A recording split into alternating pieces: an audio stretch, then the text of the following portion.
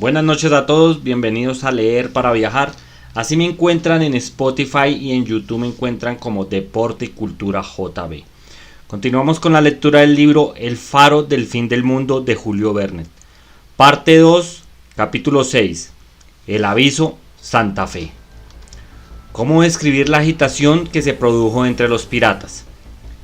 El grito de el aviso, había caído como una bomba, como una sentencia de muerte sobre la cabeza de gatos miserables.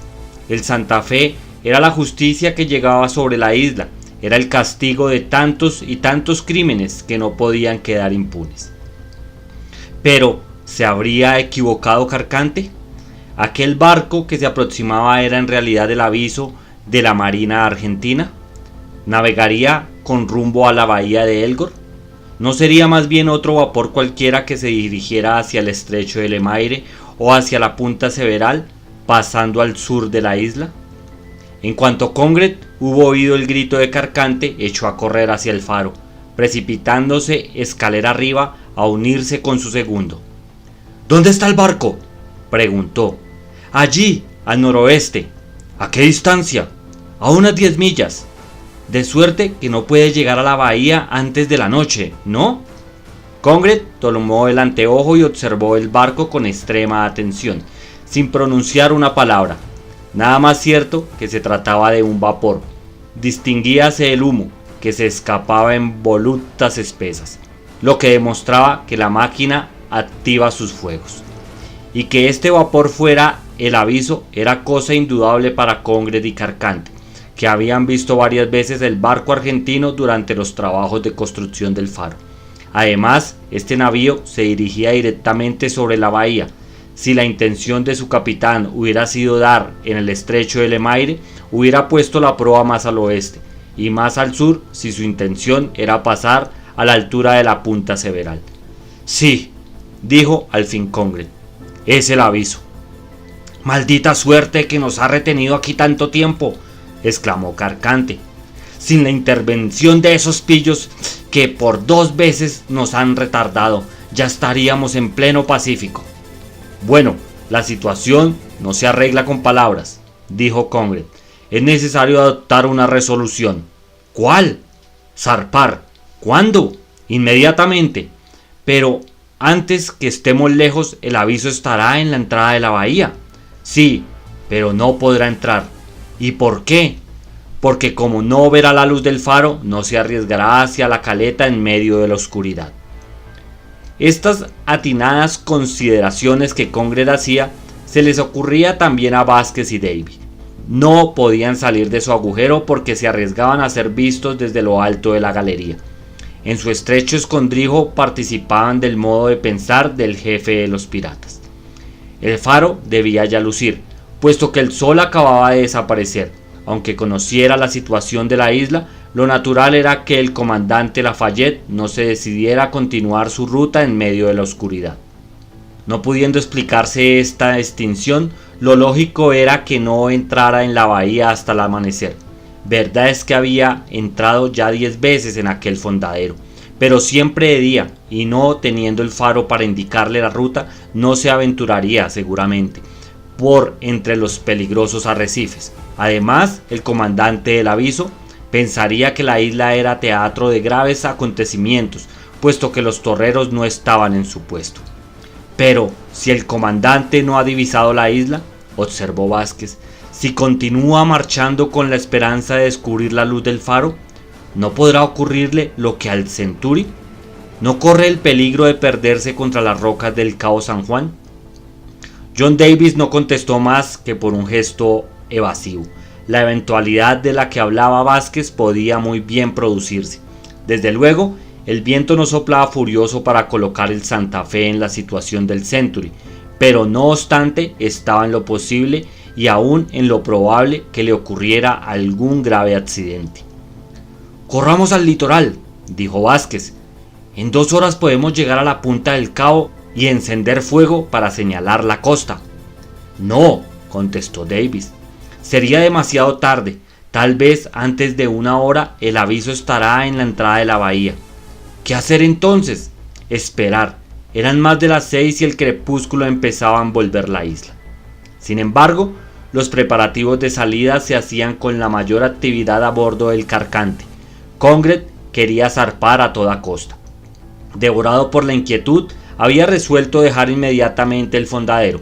Si lo demoraba hasta la marea del día siguiente, se exponía a encontrar el aviso y el comandante Lafayette no lo dejaría pasar sin interrogar al capitán de la goleta.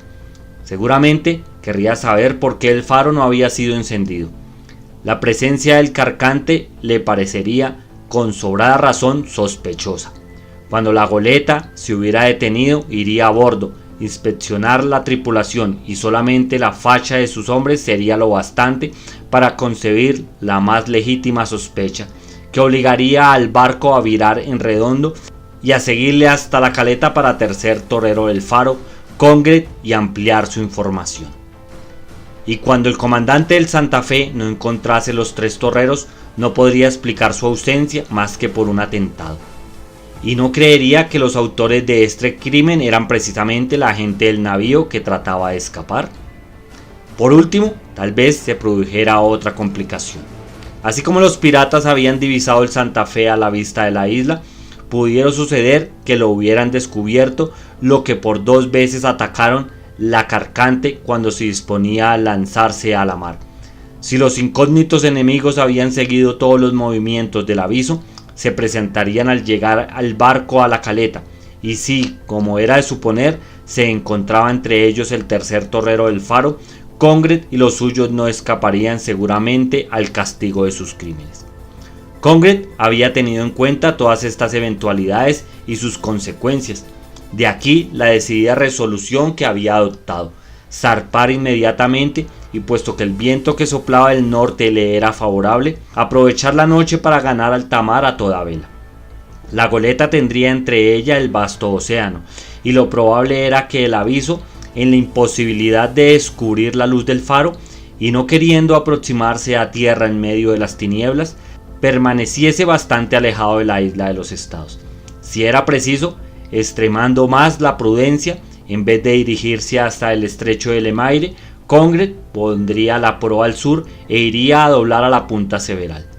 Después de hacerse todas estas consideraciones, el jefe de la banda dio las órdenes para apresurar los preparativos de marcha. John Davis y Vázquez adivinaban el plan de los piratas.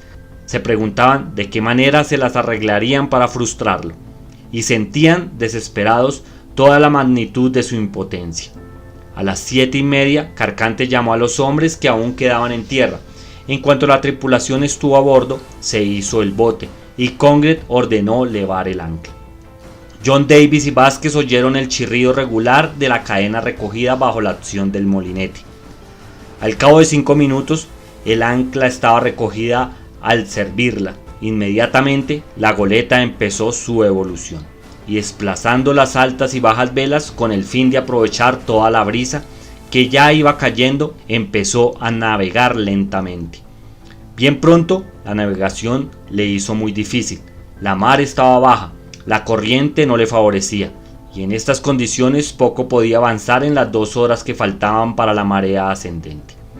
Poniendo las cosas muy favorablemente, podía asegurarse que no estaría a la altura del Cabo San Juan antes de medianoche. Sin embargo, poco importaba que así fuera. Desde el momento que el Santa Fe no entraba en la bahía de Elgor, Congred no arriesgaba un encuentro con el aviso. Aunque tuviese que esperar la marea siguiente, al amanecer estaría bien lejos de la isla. La tripulación se esforzaba en apresurar la marcha de la Carcante. Aunque Congred conocía esta orilla, sabía cuán peligrosa era por el sinnúmero de arrecifes que la desbordan. 1 hora después de la partida se creyó tan cerca de las rocas que le pareció prudente virar a fin de apartarse del peligro. No sin trabajo podría ejecutarse este cambio de amarras con aquella brisa que caía más y más con la noche. Sin embargo, la maniobra era urgente y todos se pusieron presurosos a la faena. Pero a falta de velocidad la goleta no consiguió orzar y continuó derivando hacia la costa. Congred comprendió el peligro. No le quedaba más que un recurso. Echaron el bote al agua. Se embarcaron en él 6 hombres. y a fuerza de remos lograron hacer evolucionar la goleta, que tomó las amuras a estribor. Un cuarto de hora después pudo navegar en su primitiva dirección sin temor de ser arrojado contra los arrecifes del sur. Desgraciadamente no se sentía un soplo de viento, las velas batían contra los mástiles, el bote hubiera intentado en vano remolcar la carcante hasta la entrada de la bahía. Todo lo más que podía conseguirse era resistir la marea ascendente que empezaba a hacerse sentir. Congred no iba a tener más remedio que fondear en aquel sitio a menos de 2 millas de distancia de la caleta. Después que la carcante hubo zarpado, John Davis y Vázquez descendieron hasta la orilla del mar, siguiendo anheloso todos los movimientos de la goleta. Habiendo caído completamente la brisa, comprendieron que Congred no tendría más remedio que mantenerse al pairo en espera del próximo reflujo, pero tendría tiempo de ganar la salida de la bahía antes del amanecer, quedándole grandes probabilidades de partir sin ser advertido. ¡No! ¡No partirá! ¡Le tenemos atrapado!, exclamó de pronto Vázquez. ¿Y cómo?, preguntó Davis. ¡Venga usted! ¡Venga usted! Vázquez arrastró rápidamente a su compañero en la dirección del faro. Era de parecer que el Santa Fe debía de cruzar ya delante de la isla. Hasta pudieron estar muy cerca, lo que después de todo no ofrecía un gran peligro, dada la tranquilidad del mar. No había duda que el comandante Lafayette, muy sorprendido de la extinción del faro, estaría frente a la isla esperando que amaneciese. Así pensaba también Congred, pero al mismo tiempo veía grandes probabilidades de poder despistar el aviso. En cuanto el reflujo empujara las aguas de la bahía hacia el mar, la carcante, sin necesidad de viento, reanudaría su marcha y en menos de una hora estaría en pleno océano. Una vez fuera, Congred no se alejaría hacia alta mar, sino que, al amparo de la brisa, que no falta, ni aun en las noches más tranquilas, iría costeando hacia el sur en medio de la oscuridad de la noche. En cuanto lograse doblar la punta Several, distante de 6 a 8 millas, la goleta quedaría al abrigo del acantilado y nada tendría que temer. El único peligro era ser advertido por los vigías del Santa Fe, pues seguramente que el comandante Lafayette no dejaría alejarse a la carcante sin interrogar a su capitán a propósito del faro. Forzada la máquina, el aviso alcanzaría a la goleta antes que ésta pudiera desaparecer detrás de la altura del sur. Eran más de las 9. Congred tuvo que resignarse a fondear para resistir la marea, esperando el momento en que se hiciera sentir el reflujo. Era necesario esperar 6 horas aproximadamente, porque antes de las 3 no sería favorable la corriente. El bote se había izado nuevamente a bordo y Congred permaneció vigilante para no perder un minuto en cuanto pudiera ponerse en marcha. De pronto, la tripulación lanzó un grito que hubiera podido oírse de las 2 orillas de la bahía. Un extenso haz luminoso acababa de alumbrar las tinieblas. La luz del faro brillaba en todo su esplendor, iluminando el mar. ¡Ah, canallas! ¡Han encendido el faro!, exclamó Carcante. ¡A tierra!, ordenó Congred.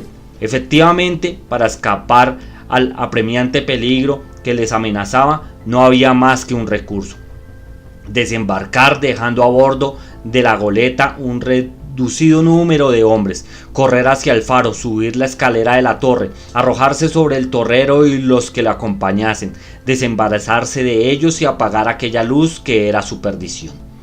Sí, el aviso se había puesto en marcha para entrar en la bahía. Se detendría seguramente al restablecerse la oscuridad. Si llegase a rebasar la entrada, procuraría salir al ver que le faltaba la luz que le guiaba hasta la caleta, o a lo sumo fondearía esperando el alba. Congred mandó a echar al agua el bote, en el que se acomodaron el jefe, Carcante y 10 de sus hombres armados de fusiles, revólveres y cuchillos. En un mínimo atracaron a la orilla, precipitándose hacia el faro, que no distaba más que 1,5 millas. Este trayecto fue recorrido en un cuarto de hora caminando en compacto grupo. Toda la banda, menos los hombres dejados a bordo, se encontraban reunidos al pie del faro. Arriba estaba Vázquez y John Davis, a todo correr, sin tomar precauciones, puesto que sabía que nadie había de interponérseles. Llegaron hasta la puerta del faro. que Vázquez quería encender para que el aviso pudiera ganar la caleta sin tener que esperar el día. Lo que él temía, temor le devoraba, era que Congred hubiese destruido las lentes rotas, las lámparas, y que el amparo no estuviese en disposición de funcionar. Sí, así era. La goleta tenía grandes probabilidades de hundir sin ser advertido del Santa Fe. Ambas se lanzaron hacia las habitaciones de los torreros, se introdujeron en el corredor, empujaron la puerta de la escalera que cerraron tras de sí con todos los cerrojos, subieron la escalera y llegaron a la cámara del cuarto. La linterna estaba en buen estado, las lámparas en su lugar, provistas de las mechas y el aceite con que las dejaron el día en que por última vez habían lucido. Congred no había destruido el aparato de la linterna, no queriendo más que impedir el funcionamiento del faro durante el tiempo de su permanencia en la bahía de Elgor. ¿Y cómo iba a prever en qué circunstancias tendría que abandonarla? El faro volvía a lucir de nuevo. El aviso podía, sin riesgo, entrar en su antiguo fondadero. Golpes violentos resonaron al pie de la torre. La banda entera trataba de forzar la puerta para subir a la galería y apagar el faro. Todos arriesgaban su vida por retardar la llegada del Santa Fe. No había encontrado a nadie ni la entrada ni en las habitaciones de los torreros. Los que estaban en la cámara de cuarto no podían ser muchos y se les podría reducir fácilmente. Los matarían a todos y el faro no proyectaría más en la noche sus temibles rayos. Sabido es que la puerta que daba acceso a la escalera estaba recubierta con una gruesa capa de hierro. Era imposible quebrantar los cerrojos, imposible también hacerla saltar a golpes de hacha. Carcante, que quiso hacerlo, comprendió bien pronto lo estéril de su intento. Después de inútiles esfuerzos fue a unirse con Congred y otros que se habían quedado fuera. ¿Qué hacer? ¿Habrá algún medio de elevarse por el exterior hasta la linterna del faro? Si este recurso no existía, la banda tendría que huir hacia el interior de la isla para evitar caer en manos del comandante Lafayette y de su tripulación. En cuanto a regresar a bordo de la goleta, ¿para qué? Además, el tiempo faltaba. No había dudas que el aviso estaría ya en marcha hacia la caleta. Si, por el contrario, el faro se extinguía, el Santa Fe no solamente no podría continuar su marcha, sino que acaso tuviera que retroceder y tal vez la goleta pudiera pasar. Existía un medio de llegar hasta la galería del faro. ¡La cadena del pararrayos!, exclamó Congred. Efectivamente, a lo largo de la torre se extendía una cadena metálica, mantenida de 3 en 3 pies por garfios de hierro. Elevándose a pulso, a fuerza de puños, era posible ganar la galería y acaso sorprender a los que ocupaban la cámara de cuarto. Congred iba a intentar este último medio de salvación. Carcante y Vargas le precedieron. Agarrados a la cadena, empezaron a gatear el uno cerca del otro, esperando pasar inadvertidos en la oscuridad de la noche. Sus manos alcanzaban ya los barrotes de la galería y solo les faltaba escalar para estar en la cámara del cuarto. En aquel preciso momento sonaron 2 detonaciones. John Davis y Vázquez, que estaban a la defensiva, habían disparado sus revólveres. Los 2 malvados cayeron heridos por las certeras balas. Entonces se oyeron distantemente los silbidos del aviso que llegaba a la caleta y los agudos mugidos que lanzaba la sirena del vapor. A través del espacio ya no era tiempo de huir. En pocos minutos el Santa Fe fondearía frente al faro. Congred y sus compañeros comprendieron que era ya inútil toda tentativa. Se precipitaron al exterior, huyendo tierra adentro. Un cuarto de hora después, en el momento en que el comandante Lafayette echaba el ancla, la Reconquista chalupa de los torreros atracaba al costado del navío de guerra en unos cuantos golpes de remo. John Davis y Vázquez estaban a bordo del aviso. Bueno amigos, hasta aquí llegó este capítulo del libro El Faro del Fin del Mundo. Recuerden darle me gusta a los audios, eso me ayudaría mucho para llegarle a más personas. Gracias y hasta la próxima.